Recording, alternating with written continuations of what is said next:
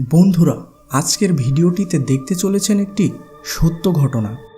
এই ঘটনাটি আমাদের সাবস্ক্রাইবার আশিক শেখ আমাদের কাছে আমাদের ফেসবুক পেজের ইনবক্সে পাঠিয়েছেন। আজকের ঘটনাটির স্থান হলো বাংলাদেশের ব্রাহ্মণবাড়িয়া। আশা করছি এই ভিডিওটি যারা দেখছেন তাদের মধ্যে যারা ব্রাহ্মণবাড়িয়ার তারা বেশি বেশি এই ভিডিওটি শেয়ার করবেন। ঘটনার ধারাবাহিকতা এবং আপনাদের বোঝার সুবিধার্থে আমরা এই ঘটনাটির কিছু অংশে কল্পনার আশ্রয় নিয়েছি।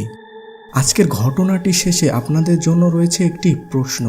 আশা করি সকলে কমেন্টে আপনার উত্তরটি জানাবেন। তো চলুন আজকের এই সত্য ঘটনাটি শুরু করি। ঘটনাটি ঘটেছিল বাংলাদেশের ব্রাহ্মণবাড়িয়া জেলার নেমতাবাদ গ্রামের উত্তর পাড়ার শেখবাড়ির সামনের রাস্তায়। অন্যান্য গ্রামের মতোই নেমতাবাদ গ্রামটিও বেশ কোলাহলমুক্ত। সবুজ সবুজ গাছগাছালিতে ভরপুর গ্রামের চারিপাশ। সারাদিন ওইসব গাছগাছালি থেকে ভেসে আসে পাখির কিচিরমিচির। গ্রামের রাস্তাঘাটগুলোর মধ্যে একটি বিশেষ দিক লক্ষ্য করা যায়। সেটি হলো এখানে রাস্তার দুপাশ বিভিন্ন প্রকার গাছগাছালিতে ঝোপঝাড়ের সৃষ্টি করে। আজকের এই ঘটনাটিতে রাস্তার একটি বিশেষ ভূমিকা রয়েছে। এই ঘটনাটি ঘটেছিল আজ থেকে প্রায় 7-8 বছর আগে এক রিকশাওয়ালার সাথে। মানিক গ্রামের আর 10টা সাধারণ মানুষের মতোই নেমতাবাদ গ্রামে বসবাস করত। গ্রামের মানুষ বেশিরভাগই কৃষিকাজের সাথে সম্পৃক্ত থাকে।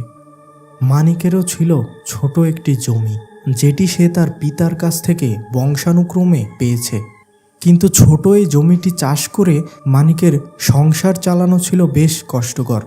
তাই সে একদিন সিদ্ধান্ত নেয় যে সে দিনের বেলা জমির দেখাশোনা করবে এবং রাতে সে রিক্সা চালাবে। পরের দিন সে শহর থেকে একটি সেকেন্ড হ্যান্ড রিক্সা কিনে আনে। সে বেশ কম দামে রিক্সাটি পেয়ে যায় এবং সে লক্ষ্য করে যে রিক্সাটি বেশি দিন ব্যবহার করা হয়নি, প্রায় নতুনই আছে। মানিক খুব খুশি হয়। গ্রামে তখন নতুন নতুন পাকা রাস্তা হয়েছে, তাই মানিকের রিক্সা চালাতে তেমন কষ্ট হতো না। মানিক রিক্সা চালাতো রাতের বেলা। কিছুদিন সে দিনের বেলাতেও রিক্সা চালিয়েছিল, কিন্তু একসাথে জমির দেখাশোনা ও রিক্সা চালাতে বেশ অসুবিধা হচ্ছিল। তাই সে রাতের বেলা রিক্সা চালাতে থাকে। রাতে রিক্সা চালিয়ে সে খেয়াল করে দিনের থেকে রাতে রিক্সা চালিয়ে সে বেশি ইনকাম করতে পারছে। রাতে সাধারণত বেশি যানবাহন থাকে না, তার উপর গ্রাম্য এলাকা, তাই রাতের বেলা রিক্সা বা ভ্যান তেমন কিছুই পাওয়া যায় না। মানিক রাতের বেলা যে 2-4টে প্যাসেঞ্জার পায় তাতেই তার পুষিয়ে যায়। দিনের বেলা যে ভাড়া পাওয়া যায় রাতে হয় সেই ভাড়া দ্বিগুণ। মানিকের বেশ ভালোই দিন কাটছিল। শহর থেকে প্রতি রাতেই কোচ বাসগুলি আসতো এবং সেখান থেকে 2-4টে প্যাসেঞ্জার পেয়ে যেত। তেমনি একদিন রাতের বেলা, রাত তখন আনুমানিক 11টা, একজন প্যাসেঞ্জার আসলো। মানিক খেয়াল করলো লোকটির হাতে বা কাঁধে কোনো প্রকার ব্যাগ নেই। সাধারণত এই সময় যারা আসে তাদের কাছে বেশ বড় বড় ব্যাগ লক্ষ্য করা যায়, কারণ তারা শহর থেকে বিভিন্ন প্রকার জিনিসপত্র নিয়ে আসে। আর মানিকের কাছে ওই লোকটিকে বেশ অপরিচিত মনে হলো, তাই সে কিছুটা বিচলিত হলো। পরক্ষণই তার মনে হলো গ্রামের সকল ব্যক্তিকে একা এক ব্যক্তির পক্ষে চেনা সম্ভব নয়। সে তাকে নাই বা চিনতে পারল তার সম্পর্ক ভাড়ার টাকার সাথে। সে তাকে তার গন্তব্যে পৌঁছে দেবে, বিনিময়ে সে কিছু টাকা পাবে, ব্যাস এতটুকুই। আর কোনো কিছু না ভেবে মানিক রিক্সা চালানো শুরু করলো ওই লোকটিকে নিয়ে। রাতের বেলা আশপাশ থেকে বিভিন্ন প্রকার শব্দ ভেসে আসে, যেগুলোর সাথে মানিক ছোট থেকেই বেশ পরিচিত।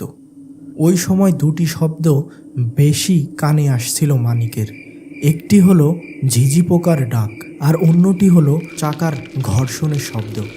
আমরা জানি যে গ্রামে রাত 9টা বা 10টার দিকেই প্রায় বেশিরভাগ মানুষই ঘুমিয়ে পড়ে, তাই সেই সময়টাই রাস্তাটি একেবারেই জনমানবহীন ছিল। বলতে গেলে কেবল তারা 2জনই সেই রাস্তা ধরে যাচ্ছিল। এই রাস্তাটি শেখ বাড়ির সামনের রাস্তা নামেই বেশ পরিচিত। মানিক এই রাস্তায় প্রায় রিক্সা চালিয়ে থাকে। মানিকের মনে পড়ে এই রাস্তায় একটি কালভার্ট রয়েছে। সেদিনও তার রিক্সার চেন পড়ে গিয়েছিল ওই কালভার্ট পার হতে যেয়ে। মানিকের রিক্সা যখন প্রায় কালভার্টের কাছাকাছি, হঠাৎ তখন সে খেয়াল করে কালভার্টের সামনের রাস্তার উপর কি যেন একটি সাদা বস্তু পড়ে আছে। বস্তুটির কাছাকাছি যেতেই মানিক বুঝতে পারে আসলে ওইটা কি, এবং সে খুব ভয় পেয়ে যায়। রাস্তার উপর সাদা কাপড়ে মোড়ানো একটি লাশ পড়ে আছে আড়াআড়িভাবে।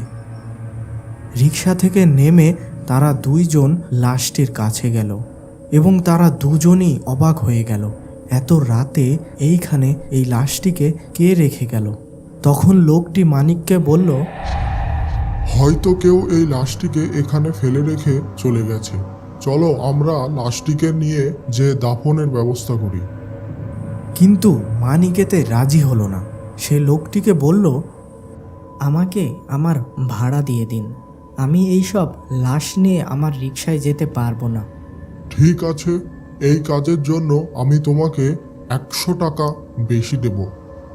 সেই সময় 100 টাকার মূল্য ছিল অনেক, আর মানিকের মতো একজন রিক্সা চালকের কাছে তো সেই মূল্য আরও অনেক বেশি। তাই মানিক আর কোনো কিছু না ভেবে রাজি হয়ে যায়। আমি লাশটি আমার রিকশায় নেব, তবে আমি কোনোভাবেই ওই লাশটিকে স্পর্শ বা ধরতে পারবো না। আপনাকে একাই এই লাশটিকে উঠিয়ে রিকশায় আনতে হবে। ঠিক আছে, তোমাকে এই লাশটিকে ধরতে হবে না। এরপর লোকটি লাশের মাথার দিকের সাদা কাপড়টি কিছুটা সরাতেই দেখে লাশটির চোখ সম্পূর্ণ খোলা। লোকটা কিছুটা ভয় পেয়ে যায় এবং সে আরেকটু কাপড় সরাতেই দেখতে পায় লাশটির শরীরের পশমগুলি বেশ বড় বড়, যা কোনো সাধারণ মানুষের থেকে একেবারেই আলাদা। পশমগুলি ছিল ঠিক ভেড়ার শরীরের পশমের মতো। এটা দেখে লোকটি চিৎকার দিয়ে সেখানেই অজ্ঞান হয়ে যায়, আর মানিকও এক চিৎকার দিয়ে সেখান থেকে দৌড়ে চলে যায় কাছের এক বাড়ির সামনে এবং সেখানে সে চিৎকার চেঁচামেচি করে আশেপাশের লোক জড়ো করে এবং তাদেরকে সমস্ত ঘটনা খুলে বলে। তখন লোকজন সবাই মিলে ওই কালভার্টের কাছে যায়, কিন্তু সেখানে কোনো প্রকার লাশ পাওয়া যায় না। আর সবথেকে আশ্চর্যের ব্যাপার হলো, অনেক খোঁজাখুঁজির পরও ওই প্যাসেঞ্জারটিকেও ওইখানে পাওয়া যায় না। পরের দিন সকালে কিছু লোককে ওই কালভার্টের নিচে ভীত সন্ত্রস্ত চোখে সামনের দিকে তাকিয়ে থাকতে দেখা যায়। একজন ব্যক্তির অর্ধেক দেহ কাদার ভেতর পোতা অবস্থায় দেখা যাচ্ছে। মানিকের কথা অনুযায়ী এই সেই রাতের প্যাসেঞ্জারটি। বন্ধুরা, আমরা আমাদের প্রায় প্রতিটি সত্য ঘটনার ভিডিও শেষে আপনাদের কাছে কিছু প্রশ্নের মাধ্যমে আপনাদের মতামত নিয়ে থাকি। আজকেও তেমন একটি প্রশ্ন আছে। আপনারা অনেকেই এই সকল প্রশ্নে আপনাদের মতামতের পাশাপাশি আমাদের কি মতামত সেটি জানতে চান। তো আজকে আমাদের প্রশ্নের পরে আমরা আমাদের মতামত জানিয়ে দেব। আজকের প্রশ্নটি হলো, আসলে ওই লাশটি কি ছিল এবং ওই প্যাসেঞ্জারটি কিভাবে ওই কালভার্টের নিচে গিয়েছিল। আপনাদের মতামত অবশ্যই নিচের কমেন্টে জানাবেন। এখন আমরা আমাদের মতামতটি জানিয়ে দিচ্ছি।